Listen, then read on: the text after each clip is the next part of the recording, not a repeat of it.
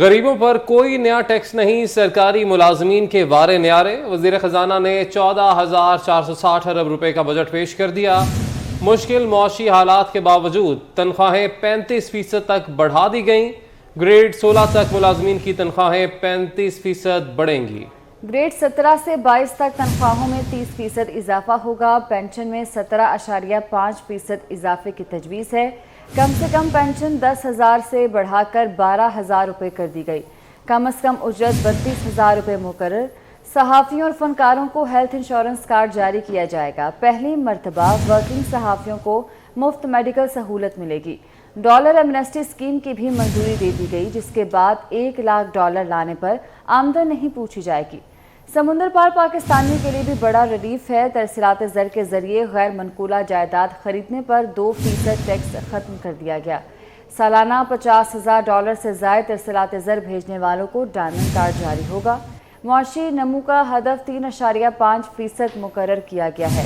Tax وصولیوں کا ہدف 9,200 ارب روپے رکھا گیا ہے۔ دفاع کے لیے 1,804 ارب روپے رکھنے کی تجویز ہے۔ غریبوں پر کوئی نیا ٹیکس نہیں، سرکاری ملازمین کے وارے نیارے۔ وزیر خزانہ نے 14,460 ارب روپے کا بجٹ پیش کر دیا۔ مشکل معاشی حالات کے باوجود تنخواہیں 35% تک بڑھا دی گئیں۔ گریڈ 16 تک ملازمین کی تنخواہیں 35% بڑھیں گی۔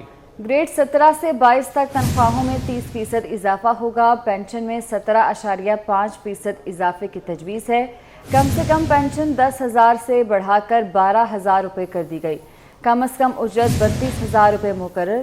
صحافیوں اور فنکاروں کو ہیلتھ انشورنس کارڈ جاری کیا جائے گا۔ پہلی مرتبہ ورکنگ صحافیوں کو مفت میڈیکل سہولت ملے گی۔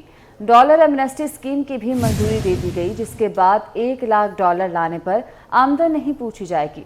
سمندر پار پاکستانیوں کے لیے بھی بڑا ریلیف ہے۔ ترسیلات زر کے ذریعے غیر منقولہ جائیداد خریدنے پر 2% ٹیکس ختم کر دیا گیا۔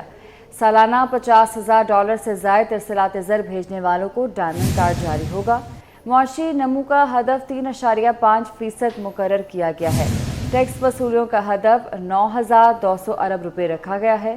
دفاع کے لیے 1,804 ارب روپے رکھنے کی تجویز ہے۔